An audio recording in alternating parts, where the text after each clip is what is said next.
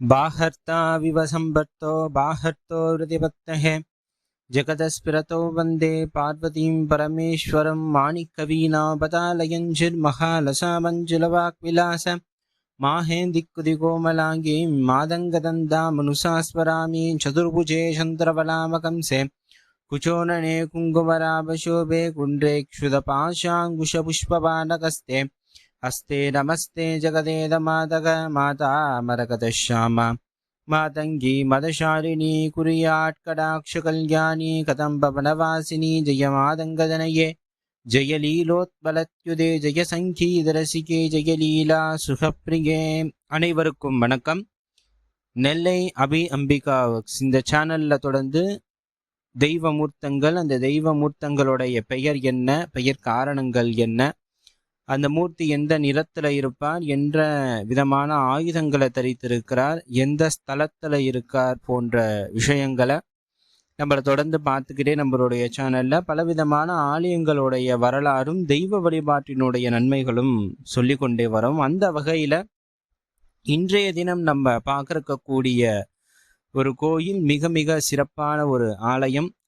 6 மதங்கள்ல இருக்கக்கூடிய கானாபத்தியம் முதன்மையாக மதமாக இருக்கக்கூடிய விநாயகரை பிரதான தெய்வமாக கொண்டு வழிபடக்கூடிய கானாபத்தியத்துக்கு உண்டான ஒரு ஸ்தலமாக இதை நம்ம தெரிவிக்கலாம். ஏன்னா இந்த ஆலயத்தினுடைய பிரதான மூலவராக இருப்பவர் மகா கணபதி. திருநெல்வேலி மாவட்டத்தில் இருக்கக்கூடிய மணிமூர்த்தீஸ்வரம்ங்கிற ஒரு ஸ்தலத்தில் இருக்கக்கூடிய உத்திஷ்ட மகா கணபதியுடைய ஆலயத்தை தான் இன்றைய தினம் நம்ம தரிசிக்க இருக்கிறோம். இந்த உத்திஷ்ட மகா கணபதி ஆலயம் 900 வருடம் பழமை வாய்ந்தது. 1000 வருடங்கள் பழமை வாய்ந்த இந்த ஆலயமாகும். மங்கள கணபதி, சங்கடகர கணபதிங்கிற இந்த 32 கணபதியில 8வது கணபதியாக இருக்கக்கூடியவராகவும் மிகவும் லௌகீக மூர்த்தியாகவும் இருக்கக்கூடிய விநாயகர் மூர்த்திக்கு மிகவும் அப்பாற்பட்டவராகவும் இந்த பிரபஞ்ச ரகசியத்தை வெளிப்படுத்தக்கூடிய மூர்த்தியாகவும் கருணாமூர்த்தியாகவும் ஞானத்தை அள்ளி வணங்கக்கூடிய வடிவத்தில் இருக்கக்கூடியவர் தான் இந்த உத்திஷ்ட மகா கணபதி. இந்த உத்திஷ்ட மகா கணபதி 4 கரத்துடன் இருப்பார். வலது கையில சுவாமி ஏகதந்தத்தோடையும், வலது மேற்கரத்துல அங்குச, இடது மேற்கரத்துல பாசத்தோடவும், இடது கைய நீல சரஸ்வதிங்கிற தேவிய தழுவி சுவாமியோடைய துதிக்கை நீல சரஸ்வதியினுடைய மடியில இருக்கும் வகையில இந்த உத்திஷ்ட கணபதி வீற்றிருப்பார். மூல கருவறையில சுவாமியோடைய உருவ அமைப்பு இது போலதான் இருக்கும். ஒரு ஆலயம்னு எடுத்துக்கொண்டா அந்த ஆலயத்துக்கு முக்கியமானது தீர்த்தம். தாமிரபரணி நதிக்கரையில் இருக்கக்கூடிய இந்த ஸ்தலத்துல இந்த இடத்துல இருக்கக்கூடிய நதிக்கு, அந்த தீர்த்தத்துக்கு பெயர் ரிஷி தீர்த்த கண்டம்னு பெயர். இது மட்டும் இல்லாம இந்த ஆலயத்தின் உள்ள ஒரு கிணறு இருக்கு, அதற்கு பெயர் பைரவர் தீர்த்தம்னு மற்றொரு பெயர் உண்டு. அப்போ மூர்த்தி பார்த்துட்டோம், தீர்த்தம் பார்த்துட்டோம். அடுத்ததாக ஸ்தல விருட்சம். இந்த ஆலயத்துக்கு 2 மரங்கள் ஸ்தல விருட்சமாக இருக்கு. ஒன்று வன்னி மரம், இன்னொன்று பனை மரம். 1000 அருகம்புல்லால அர்ச்சிக்கக்கூடிய பலன் ஒரே ஒரு வன்னி இலைய சுவாமிக்கு அன்போட நீங்க அர்ப்பணிச்சீங்கன்னா மிகவும் உத்தமமானதுன்னு கானாபத்தியம் விநாயகருடைய வழிபாட புகழ்கிறது. அப்படி அந்த ஒரு இலை 1000 அருகம்புல்லுக்கு சமமாக இருக்கக்கூடிய வன்னி மரம் இந்த ஸ்தலத்தினுடைய ஸ்தல விருட்சமாகவும் பனை மரமும் இருக்கிறது. இந்த ஆலயம் தென்னகத்தினுடைய கட்டிடக்கலை பாணியில தான் இருக்கு. இந்த ஆலயத்துக்கு 5 நிலைகள் கொண்ட ராஜகோபுரம் கொண்ட ஒரு கணபதி ஆலயமாக இருக்கு. வேறு எங்கேயும் இந்த அளவுக்கு உண்டான ராஜகோபுரத்துடனும் 3 பிராகாரங்கள் கொண்ட கணபதி ஸ்தலம் வேறெங்கும் கிடையாது. அது மட்டும் இல்லாமல் இந்த ஆலயத்துக்கு கொடிமரம் உண்டு. இந்த ஆலயத்தினுடைய நீளம் 80 மீட்டர் நீளமும் 40 மீட்டர் அகலம் கொண்டதாகவும் மிக பிரம்மாண்டமான ஒரு விநாயகர் ஆலயமாக விளங்குகிறது. இந்த கோயிலுடைய ஸ்தல புராணம் பார்த்தோம்னா வித்யாகரன்கிற ஒரு அசுரன் பிரம்மாவை நோக்கி தவம் இருக்கிறார். அப்படி தவம் இருக்கும் அசுரன் பிரம்மதேவரை நோக்கி 1000 ஆண்டுகள் தவம் இருந்த பின் பிரம்மதேவர் காட்சி கொடுத்து என்ன வரம் வேண்டும் கேட்கும் பொழுது மரணமில்லா வாழ்வு வேண்டும்ங்கிற உன்னதமான வரத்தை அவர் கேட்கிறார். பிரம்மதேவர் அதுக்கு சொல்கிறார், வித்யாரகா, எல்லா பிறக்கும் எல்லா உயிர்களுமே ஒரு நாள் மரணத்தை தழுவுவதுதான் இயற்கை, இதை தவிர்த்து வேறு வரங்கள் கேறுன்னு பிரம்மதேவர் கேட்கிறப்ப வித்யாகரன் என்ன கேட்கிறார்னா, ஆயுதங்கள் இல்லாம தன்னுடைய துணையோடு இருக்கும் ஒரு நபரால, மனைவிய இருக்கக்கூடிய ஒரு ஆண்மகனால எனக்கு மரணம் தேவைன்னு கேட்கிறார். ஒரு மரணம், ஒரு தேகம்னா எப்படி அலையும்? தனிப்பட்ட ஒரு நபரை சண்டை போட்டுட்டு இருந்தாதான் யுத்தம்னு வரும். அப்ப யுத்தத்துல பிரதானமாக இருக்கக்கூடியது ஆயுதம். ஒரு கத்தியாலேயோ ஒரு கோடாலியாகலோ ஒரு ஈட்டினாலேயோ குத்தி தான் ஒரு உயிரை மாய்க்க முடியும். ஆகையினால இது போன்ற அமைப்புகள் இல்லாமல் தன்னுடைய துணையோடு இருக்கும் பொழுது யாருமே அவ்வளோ சீக்கிரம் கொல்ல மாட்டாங்க. அப்ப அந்த வகையில் இருக்க சொல்ல எனக்கு மரணம் வேணும்னு கேட்கிறார். வித்யாரகன் ரொம்ப புத்திசாலியா அந்த கேள்வி கேட்டதா நினைக்கிறார். பிரம்மதேவரும் அந்த வரத்தை குறித்து அந்தர்மயம் அங்கிருந்து மறைய தொடங்குகிறார். வித்யாரங்கனுக்கு ஏற்ற வரங்கள் கிடைத்ததால எப்பயும் போல எல்லா விதமான தேவர்களையும் தேவலோகத்தையும் அசுரலோகத்தையும் ஆட்சி செய்கிறார், மிகவும் துன்புறுத்தும் வகையில். தேவர்கள் ஒரு சில நாட்கள் பொறுத்து பார்த்தார்கள், அப்புறம் முடியவில்லை. மும்மூர்த்தியிடம் சென்று இந்த கோரிக்கை வைக்கிறார்கள். திரிமூர்த்திகள் இந்த விஷயத்தை தன்னினும் பெரிய தெய்வமாக இருக்கக்கூடிய அம்பாள் ஆதிபராசக்தி லலிதா பரமேஸ்வரியிடம் முறையிட சொல்லி கூற, எல்லா விதமான தேவர்களும் மும்மூர்த்திகளும் இணைந்து ஒரு யாகம் செய்கிறார்கள். அந்த யாகத்தில் அம்பாள் லலிதா பரமேஸ்வரியாகவே அம்பாள் வெளிப்பட்டு இந்த பிரச்சனைக்கு உண்டான தீர்வு உத்திஷ்ட கணபதிங்கிற ஒரு கணபதியை அம்பாள் தன்னகத்தே இருந்து உருவாக்கி கொடுக்கிறாள். பிரம்மதேவன் தான் அந்த வரம் கொடுத்ததால பிரம்மாவுடைய ஒரு மகளாக இருக்கக்கூடிய நீல சரஸ்வதியை அந்த இடத்திலேயே விநாயகர் உத்திஷ்ட கணபதிக்கு பிரம்மாவின் மகளாக இருக்கக்கூடிய நீல சரஸ்வதியை திருமணம் செய்து வைக்கிறார்கள். திருமணம் செய்த பின் இந்த அசுரர் இருக்கும் இடத்தில் அந்த விநாயகருக்குன்னு தனிப்பட்ட ஒரு இடத்தை நிர்மாணியம் பண்ணி கொடுக்கறாங்க. அப்ப இந்த விஷயங்கள் எல்லாம் வித்யாகரனுக்கு போய் செல்லுகிறது. வித்யாகரன் என்ன பண்ணுகிறார், யுத்தம் செய்து ஜெயிப்பதை விட சமரசமாக போயிடுவோம் நினைச்சு அவரை நோக்கி செல்ல சொல்ல, அப்போது சுவாமி உத்திஷ்ட கணபதியும் நீல சரஸ்வதியும் இணைந்த நேரத்தில் இருக்கிறார்கள். இவர் சென்றதால ஒரு பெரிய பேரொளி அவரை தாக்கி அந்த இடத்திலேயே வித்யாரகன் மூச்சையாகி கீழே விழுந்து மரணத்தை தழுவுகிறார். அப்படியாக இருக்கக்கூடிய வடிவத்துல தான் இந்த இடத்துல இருக்கக்கூடிய உத்திஷ்ட கணபதி காட்சி கொடுக்கிறார் போன்ற தகவல் தான் இந்த ஆலயத்தினுடைய ஸ்தலபுராணமாக இருக்கிறது. பெரும்பாலும் இந்த ஆலயத்துக்கு உண்டான விசேஷங்கள் சதுர்த்தி, சங்கடகர சதுர்த்தி என்று சுவாமிக்கு கணபதி ஹோமம் செய்வித்து சர்வாபிஷேகம் செய்விப்பதுதான் இந்த ஆலயத்தினுடைய விஷயமாக இருக்கிறது.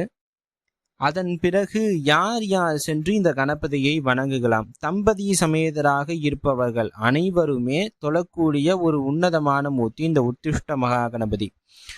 இப்போதுதான் புதுசா திருமணமான தம்பதியரும் வணங்கலாம். திருமணமாகி பல வருடங்கள் ஆகியும் தம்பதி சமேதராக இருப்பவரும் இந்த கணபதியை வணங்கலாம். அறிவை மீறி ஞானம் வேண்டும்ங்கிற நபர்கள் இந்த கணபதியை வணங்கலாம். ஏன்னா இந்த ஸ்தல புராணத்திலே பாருங்க, அந்த அசுரனுடைய பேர் நம்ம என்னென்னவோ அசுரர் பார்ப்போம். சூரபத்மன், சிங்கமுக அசுரன் பார்த்துருக்கோம், அந்தகாக்ஷன், வித்யுன்மாலி, இப்படிலாம் பேர் பார்த்துருக்கோம். ஆனா இந்த அசுரனுடைய பேர் வித்யாரகன். ஒரு வித்தை உள்ள ஒரு நபராக தான் அந்த நபர் இருக்கார். அப்ப வித்தை எப்ப வரும்? அறிவு இருந்தாதான் வித்தை வரும். அப்ப இந்த அறிவால நீங்க ரொம்ப அகங்காரம் கொண்டிருந்தாலும் அந்த அறிவு அழியக்கூடிய இடமாகவும் சுவாமி இருக்கிறார். அப்ப அதான் ஞானம். அறிவுக்கும் ஞானத்துக்கும் வித்தியாசம் உண்டு. அறிவு என்பது உங்களுடைய ஒரு சேமிப்பு தான். இப்போ ஒரு செம்பருத்தி பூ பாக்குறீங்கன்னா, இந்த செம்பருத்தி பூ டீ போட்டு சாப்பிட்டா இதயத்துக்கு நல்லது. இந்த செம்பருத்தியில பலவிதமான செம்பருத்திகளுடைய வகைகள் உண்டு. இதோடைய பொட்டானிக்கல் நேம் என்ன, இதோடைய தமிழ் பெயர் என்ன, இதுக்கு ஏன் செம்பருத்தின்னு பேர் வந்தது, அந்த மொழியினுடைய தனித்துவம் என்ன, பருத்தினா பஞ்சு, செம்பு செம்பு நிறம், செம்புனா சிவப்புன்னு அர்த்தம். அப்ப இந்த பூ அந்த சாப்பிட சொல்ல ஒரு பஞ்சு சாப்பிட மாதிரி இருக்கிறதால அதுக்கு பருத்தி, ரெட்டாக இருக்கிறதால செம்பருத்தின்னு பேர் இருக்கு. இது போன்ற விஷயங்களை எல்லாம் நம்ம சேமரிச்சு வச்சிருக்கோம்ல நம்மளுடைய மனதிலையும் நம்மளோட இதான் அறிவு. ஞானம்ங்கிறது இதுக்கு எல்லாத்துக்கும் அப்பாற்பட்டதுதான் ஞானம். அந்த ஞான நிறையில போனவங்களால மட்டும்தான் அந்த ஞானத்தை உரைய முடியும். ஒரு தகவலை சேமிச்சு வைப்பது எல்லாமே அறிவு தான். ஞானம் இதற்கு அனைத்துமே கடந்தது. ஆகையினால ஞானவானாக நீங்க திகழணும். உங்களுக்குன்னு புதுசா ஐடியாஸ் வரணும். கிரியேட்டர்ஸ், ஒரு படைப்பாளியாக இருக்கீங்க, ஒரு ஓவியராக இருக்கீங்க, ஒரு எழுத்தாளராக இருக்கீங்க, ஒரு அச்சகத்தினுடைய தலைமை எடிட்டராக இருக்கீங்க, நீங்க என்ன தனியா ஒரு சுயதொழில் செய்கிறீங்க, பால் தயிர் போன்ற விஷயங்கள் நீங்களே உற்பத்தி பண்ணி அதை தொழில்முறையாக பிறருக்கு விநியோகம் பண்றீங்க போன்ற அனைத்து நபர்களும் வணங்கக்கூடிய ஸ்தலமாகவும் இது இருக்கு. இன்னும் ஒரு படி மேலே சென்று ஜோதிடர்களுக்கு மிகவும் ஏற்ற கோயிலாக இந்த ஸ்தலம் விளங்குகிறது. எல்லா விதமான மாயையில இருந்தும் உங்களை விடுபட செஞ்சு, ஜோதிடமே ரகசியமாக இருக்கக்கூடியதுதான். இந்த இருக்கக்கூடிய கணபதியும் மிக ரகசியமானவரே. ஏன்னா இவ்வளவு நாட்கள் இந்த தமிழகத்துல எல்லாமே இருந்தாலும் இந்த மூர்த்திக்கு ஒரே ஒரு இடத்துல மட்டும்தான் தனித்துவமான கோயில் ஒன்று இருக்கிறது. அதுவும் திருநெல்வேலி மாவட்டத்துல ஒரு ஆத்தங்கரையோரமா. அப்ப கடகராசி கடக லக்னத்துல பிறந்தவங்களுக்கு இந்த ஆலயம் மிகவும் உன்னதமானது. கடகத்துல உங்க லக்ன புள்ளி இருக்கு, இல்ல கடகத்துல இருந்து ஒரு கிரகம் திசையோ புத்தியோ நடக்கக்கூடிய நபர்கள் இந்த ஆலயத்துக்கு சென்று வழிபடுவது மிகவும் உன்னதமானது. அதே போன்ற விருச்சிக ராசி விருச்சிக லக்னத்து உடையவர்களும் இந்த ஆலயத்தில் சென்று நீங்க வழிபடலாம். ஏன்னா விருச்சிகம்தான் பிரபஞ்ச ரகசியத்தை கொடுக்கக்கூடிய ஒரு பாவகமாக இருக்கிறது. அதே போல மகர ராசி மகர லக்னம் உடையவர்களும் மகரத்துல கிரகங்கள் இருந்து திசை நடத்துபவர்களும் இந்த ஆலயம் சென்று வழிபடலாம். ஏன்னா விருச்சிகத்தினுடைய அதிபதி 8ஆம் அதிபதி செவ்வாய் உச்சமாக கூடிய இடம் மகரம். மகரமும் ஒரு நீர் வீடு தான். மகரத்துல தான் உத்திராட நட்சத்திரம் வரும். இந்த உத்திராட நட்சத்திரத்துக்கு உண்டான அதிதேவதை தான் மகா கணபதி. ஆகையினால உத்திராட நட்சத்திரத்துல பிறந்தவர்களும் இந்த ஆலயத்தில் இருக்கக்கூடிய கணபதியை வணங்கலாம். மிகவும் உன்னதமான ஒரு மூர்த்தி, கருணாமூர்த்தியாகவும் இருக்கார். இந்த கணபதியுடைய இடதுபுறத்துல ஒரு சிவலிங்க சன்னதி, நெல்லையப்பரர்னு ஒரு சின்ன சிவலிங்கத்தினுடைய சன்னதி இருக்கு. இடதுபுறத்துல அம்பாள் காந்திமதியுடைய அம்பாளுக்கு தனி சன்னதி உண்டு. சுவாமியோடைய பிரகார சுற்றுவடத்துல 16 கணபதியுடைய உருவச்சிலைகள் இருக்கு. மிகவும் அரிதான கணபதியுடைய உருவச்சிற்பங்களை நீங்க அங்க பார்க்கலாம். அதனை தொடர்ந்து புலிப்பாணி வியாக்கிரபாதர், பதஞ்சலி மற்றும் வியாக்கிரபாதருடைய இருவருடைய லிங்கங்கள் ஜீவசமாதியாக இருக்கிறதோ அல்லது இவர்கள் பூஜை செய்யப்பட்ட லிங்கம் அந்த ஆலயத்துல இருக்கும் வகையில 2 லிங்கங்கள் காந்திமதி அம்பாள் சன்னதியினுடைய இடதுபுறம் இந்த சிற்பங்களை நீங்க காணலாம். இதுவல்லாது இந்த ஆலயத்தினுடைய வெளி பிரகாரத்துல வர சொல்ல கன்னி மூலையில இருக்கக்கூடிய நிருதி திக்குல கணபதியோடைய சன்னதி இருக்கு. வாயு திக்குல வள்ளி தேவசேனாபதி சுப்பிரமணியர் 6 முகம் கொண்ட ஆறுமுக பெருமாளுடைய சன்னதியும் இருக்கிறது. அந்த சுவாமியோடைய வெளி பிரகாரத்தினுடைய பின்புறத்துல வெள்ளெருக்க மரம் இருக்கிறது. ரொம்ப விசேஷமான, சுவாமிக்கு விநாயகருக்கு ரொம்ப விசேஷமானது மற்றொரு மரம் வெள்ளெருக்க மரம்.